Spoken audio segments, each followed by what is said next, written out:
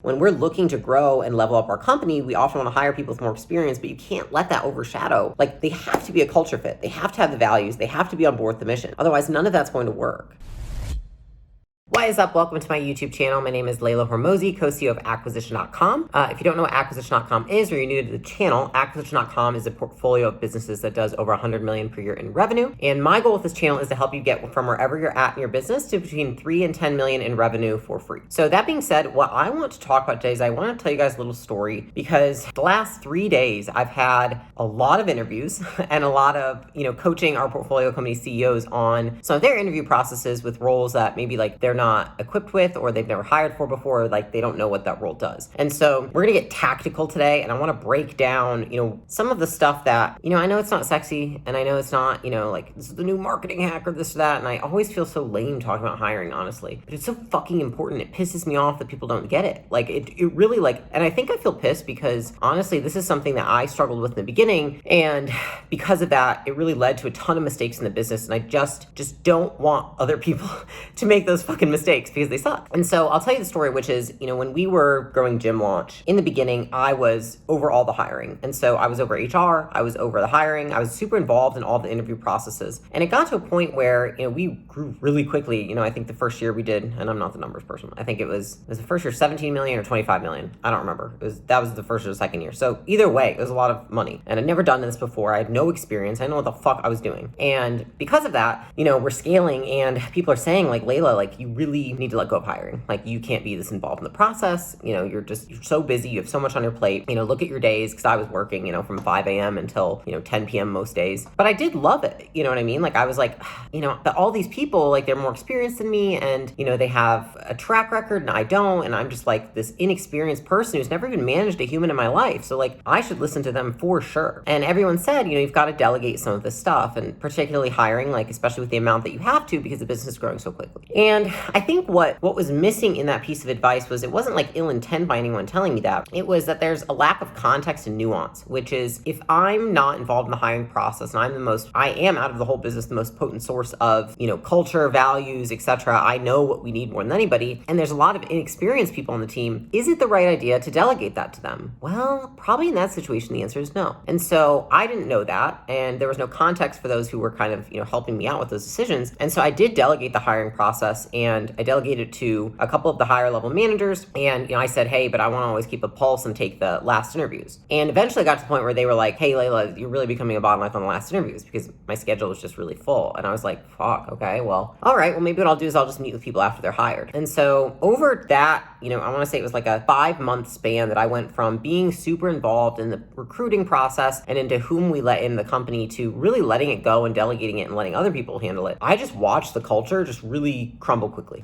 There's like no really other way to put it. Like it literally just became an absolute fucking shit show. And I started meeting with these people after we brought them on, and I would literally be at a meeting and I'd be like hot, like angry, like sweating, because like, who the fuck thinks this person should work here? Like they literally don't even believe in our values. Like they don't embody what we're trying to, have on this team. They don't fit this culture. But it felt so overwhelming, because, I'm sitting there thinking, well, I can't be doing all the interviewing and hiring. And, then I'm telling myself things like, oh, well, maybe they know. And, maybe I just haven't get to know this person well enough. And like, I'm sure the managers know what they're doing. And like, they really get our core values. And like, I should trust them more. I need to trust my team. Like I need to trust my team. And because of that, I talk about it in my video, my biggest mistake, but we got to the point where these managers overhired, they hired the wrong people. And I woke up one day when we'd done our biggest month ever, 4.5 million, and I was like, I fucking hate this company. And because of that, I had to make the decision, which in my mind, the option was never like you give up and shut down the company. It was, you have to change this into the kind of company that you would be excited to show up to every day. And so that's why this topic is actually really important to me, because I think a lot of people look at that and they say like, what can you do to protect your culture? How do you prevent the good people from leaving? How do you make sure you keep the wrong people? I'm like, it all starts with the hiring process. So like when people, it's very similar to customer churn. Everyone looks at customer churn and they say, oh, I need more exit interviews. I need more surveys. I need more ways to make sure they don't know how to cancel. I'm like, that's fucked up. That's not how you fix churn. How you fix churn is onboarding and activation and making sure you're selling the right fucking customers. It's the same with your hiring process. If you have a shitty culture, if things aren't going well, if there's not a sense of accountability, if you feel like people on your team are not the kind of people you want on your team, it starts with the hiring process. It doesn't start with like, oh, I need more of this and this and this. Like a lot of people try to fix things through volume and effort, when in reality, it's like one simple hinge that you need to change. And so often when the people are feeling that in their team, it's not that you need to change all these things. You need to be like training more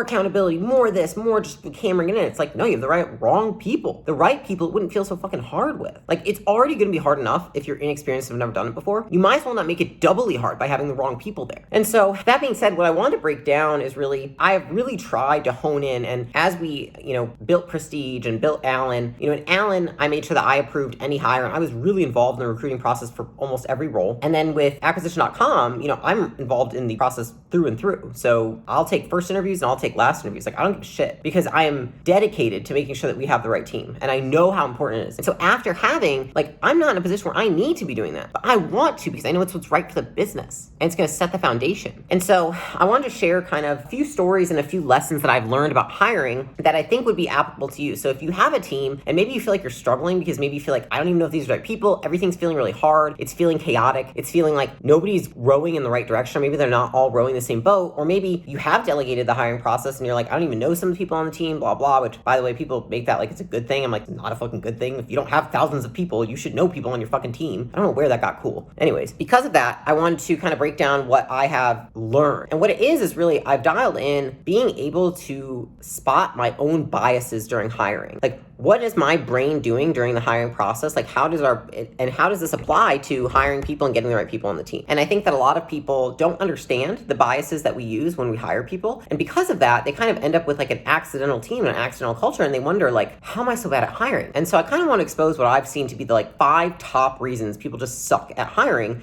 or they hire the wrong people because of these misinterpretations. And so it's really not that you suck. It's just that you're unaware of these things. And so I would like to expose them to you so that you don't have to make those mistakes, because I made them and they were painful as fuck. So the first one is that we all have confirmation bias, right? So get this, 60% of interviewers will make a decision about a candidate in the first 15 minutes, okay? So you could have an hour-long interview, 60% of people decide in the first 15 minutes. So basically what they do is they decide in the first 15 minutes based on typically one thing that person says or does. And then they spend the rest of the interview trying to justify or confirm their bias. So I'll give you some examples. If somebody comes on and at first they're shy, or they're not smiling, or their camera's off if it's a Zoom interview, you will spend the rest of the interview most likely trying to confirm why that person isn't a good fit because of that one action. Now, I've seen this backfire because I've had people hop on and they don't have their camera on, and I'm like, somebody has told me before, they're like, I don't want to hire them because they didn't have their camera on. I'm like, did they know it was a Zoom interview? And then I go back and ask the person when I interview them, and they're like, dude, I'm so sorry, I thought it was a phone interview. Like, I thought the invite didn't even say, and the last 3 interviews I've been on, they were all phone. So I'm like, oh, right, because we tend to assume rather than lead with curiosity. Another example of that would be, if someone hops on and, let's be really real, their personality, like, they're not enthusiastic, they're more quiet, and you're the driven, excited, enthusiastic entrepreneur, and you're like, oh, I just immediately don't like this person. Like, what you say is they're not a culture fit. Just because someone's less enthusiastic and they're not as upbeat as you does not mean that they're not a good culture fit. That just means they might be quiet. And I've had some of the absolute killers be people who are very quiet on interviews, and they take time to warm up to you, and they've been some of the best people I've ever hired. But we have this confirmation bias, and so when we think something immediately in an interview, we tend to then use that as everything else that kind of, it's like what Tony Robbins says, right? He's like, if you look for brown, you find brown. It's like, once you get the one thing, you just pull that string and you use everything else as evidence as to why that bias was correct and why you shouldn't hire that person. And so I would say that what I've tried to do for myself is lead with curiosity rather than assumption. So even if someone hops on right away and they don't have their camera on, I will literally ask, be like, oh, did you think this was a phone interview? Oh, I'm sorry, has your last job, did they not have cameras on? Like, I'm not even being condescending. I just genuinely want to know, because I seek to understand. Like, I'm not trying to judge this person. If you judge somebody, you will never influence them, and they certainly won't work well on your team. But if you can understand them and you seek to understand them, you have the ability to do that. And so that's the first one, is really confirmation bias. The second one is expectation anchors. So what that is that our brains use one piece of information about a candidate in a hiring process to make a decision. So an example for that is one that's very typical, is if you're trying to backfill a role or you're trying to delegate to somebody else, right? You are typically going to look for somebody who is like either who was already in that role or who is like you. Basically, we just have this expectation of something because of something, and there's no correlation. There's no reason that because somebody's not like you, they won't succeed in that role. Or there's no reason that because they're not like the person who was in that role previously that they wouldn't succeed in this role. But this happens all the time, is, we get somebody in who's very quiet, and then you're trying to replace them. Maybe you find someone super enthusiastic. And then you say, oh, well, the person that's in this role was really quiet, so I'm looking for somebody who's really quiet. Those things are not necessarily what are important to the role, and they're actually just overshadowing, the other other aspects of that candidate because we have this expectation. Another example is, when you're growing your business, often what you need in one level is not what you need in another. So I'll give you a really good example that I see all the time, which is that people typically expect an operator to be quiet, to be more passive, to be just very loves process and operations. And then when they're at 30 million or they're at 20 million, they're looking for that same thing. They're like, well, every operator I've had in the past, I've expected that they're more quiet, more passive. They just kind of work on the background stuff. I'm like, dude, if you want to stay at $5 million per year, sure, hire somebody like that. But you no longer want that. The expectation needs to change. You need someone who's a leader, someone who can lead the team, someone who can figure out why sales are low, figure out why marketing's off. Like, they're your hands, they're your integrator. It's no longer like someone that's in the background, just doing passive work. But we have this expectation based on what is familiar to us. And so that's the second thing that I see often in interviewing, and I've done this before as well. But what you have to realize is that I have to remind myself constantly of this, is that the roles change as the business grows. And so your expectation of what it looks like in one level is not what it looks like in the next. It's often not even the same personality type, it's not the same person. They might have different character traits, etc. The third bias that people often tend to have or use in an interviewing process is called the halo effect. And this one is probably one of the ones that I deal with on a consistent basis. And I can give you a couple examples, which is the halo effect is similar to the confirmation bias, but it's really more on the positive side. So what it means is we focus heavily on one thing about that person. And because of that, it makes everything else look good as well. So I see this happen all the time in growing businesses where people are, we tell them, especially as acquisition.com, we're like, we want to get people who have no longer just the raw ability to do the job, but they also have experience, because you no longer have the time to train everyone like you did in the very beginning, right? You have more demands on your time, therefore there's less internal resources to train somebody, therefore they have to come with a little bit more experience. And I'm not saying they should have all experience and nothing else, like they absolutely need to be a culture fit, but I'm saying they can only be a culture fit with like zero skills. And so what happens is often people see like, graduated from Pepperdine or Princeton or, worked at this huge company that's like a big competitor or, whatever. And then they send it to me and they're like, holy shit, we got this person, they're gonna be amazing. And I'm like,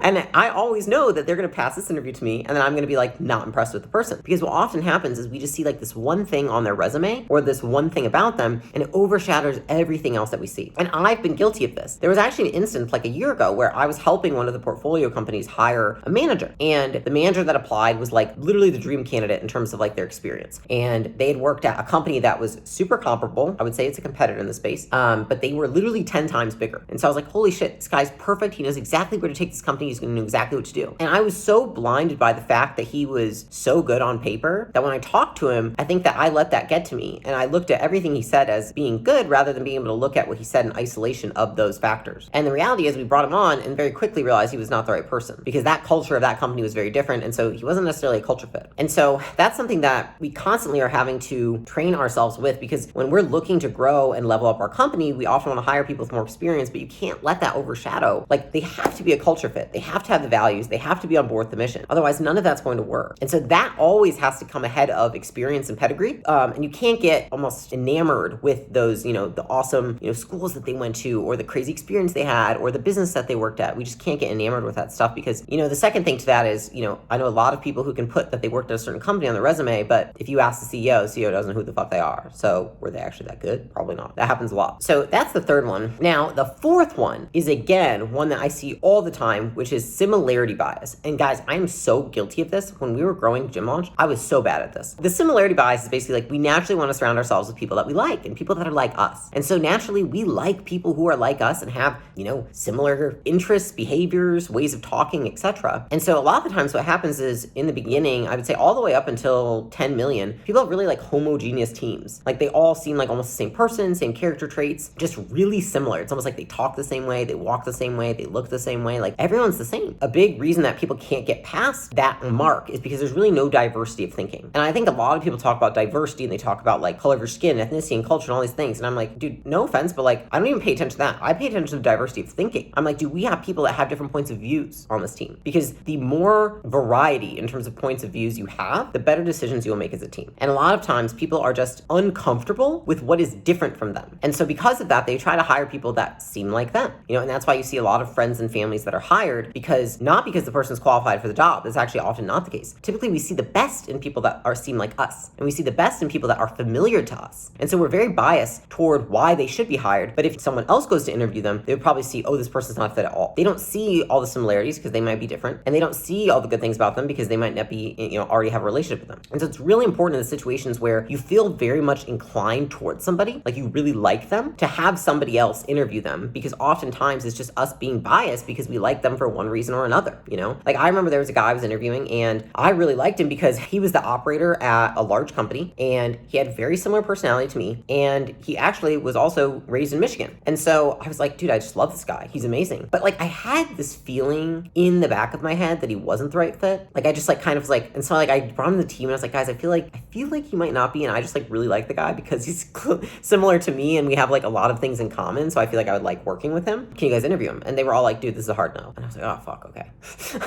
And so like I fall for it too, and that's why it's really important to have multiple people in the interview process. And then the last one is kind of going with the similarity bias. It's really the affinity bias, right? And that's when we feel a natural inclination towards somebody because of some random thing that we share in common. So it might be a school, it might be that we went to the same school when we were younger, we grew up in the same place, we have the same color hair, we've got a matching tattoo, you know, we have the same name even. People with the same name like people more than people with a different name. It's crazy. And I've actually done this in the sense of there was a guy that, you know, we hired in Gym Launch who we had a ton of similarities in terms of like things that we liked, how we worked, things that we did. And because of that, I hired the guy, and he literally had no idea how to do the job. And so because of that, I realized, I was like, oh, I continue to hire people because I have an affinity towards them, not because they're qualified for the job. And I see this a lot with our portfolio companies and with companies that are, you know, between 3 and 10 million in revenue. It's probably one of the biggest mistakes is just hiring people because you like them, because you're familiar with them, because you have an affinity towards them. Those are probably like the top 3 reasons why people hire people. And I think that what is hard to get across to someone who's never had like a really great high performing team before is every time I've made the right hire, and now I'm done with the 5 reasons, but like this is just overall. Every time I have made the right hire, I've been uncomfortable bringing that person on. I have not felt amazing about the decision. I've felt excited, yet nervous, and also sort of fearful because there's this unknown, because this kind of person has different thinking than me. They don't act like me. They're very different than me. And so because of that, I'm not certain how they will act. I cannot easily predict them. We typically want to bring people on the team that we like because when we like someone and we understand them, we think we can predict their behavior. When you bring someone on who has diversity of thinking, they think differently, they have different experience, they come from a different background, typically we feel very uncomfortable because we can't predict what they're going to do or how they're going to act. And so I want to tell you, overall, above all of this, if you bring someone on and you're hiring someone and you actually feel slightly uncomfortable, not because they're bad for the role, but because they're unfamiliar to you, or maybe intimidating, or maybe because you feel like you can't predict them, that is a good thing. And so often in these situations, it's a little bit of going against your gut, because your gut's not going to lead you to building the best team. Your gut's going to lead you to building a team that's just a bunch of replicas of who you already are. And so with that, I hope that that video was useful for you. This is something that's been on my mind a ton lately because we've been doing so much hiring with all the portfolio companies. They're all growing and, you know, kind of going past that, you know, hitting that like 10 million and now going to that 20 million mark. And this is probably like the most relevant issue. And so if you feel like, again, there's chaos on your team, you can't get people to align, they're not rowing in the right direction, take into consideration if you're hiring correctly and if you're able to slow yourself down enough to look past these 5 biases. And with that, I will see you on the next one.